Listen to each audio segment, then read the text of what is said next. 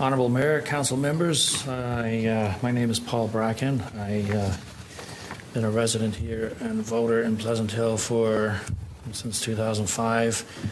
I'm very proud to say I'm a citizen of Pleasant Hill. My wife and kids go to school here. My wife's the commissioner of the library, and I'm a volunteer soccer referee. I'm sure Matt will attest to that. This is the first time I've stood up here to ask for anything. I want to really show my support for this MCE initiative. My awareness of climate change and global warming goes back to the 80s when I was involved with the Planetary Society and Dr. Carl Sagan.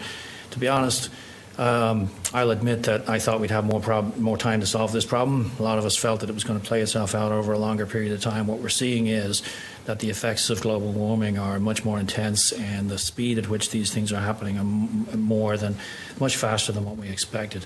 A lot of very sanguine and otherwise sober minds are using terms now like existential threat, planetary catastrophe.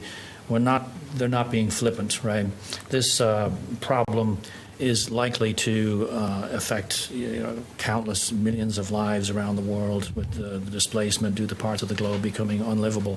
Here in California, we're already seeing more intense droughts, more intense floods. The wildfires, if I were to say that the wildfires that we've seen and the air quality issues that we've had are becoming the new norm, I'd be understating the problem. It's actually going to get a lot worse before it gets better. So these things all of these effects related to the warming of the planet, which is due to what we've all been talking about here, the emission of carbon dioxide and other greenhouse gases into the atmosphere.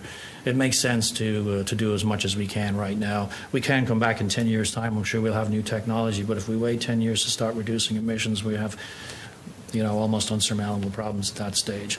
So we're excited. My daughter and I went down to L.A. a couple of years ago to meet with Al Gore and join his team to figure out what we could do about this.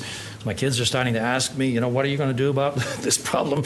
So to be honest, when people ask what can we do, this initiative here, we've looked into this. That right now for this city, this is a huge opportunity. I'm actually very excited to have as a city, the opportunity to adopt something like this so that we can, as a city, switch over to renewable forms of energy.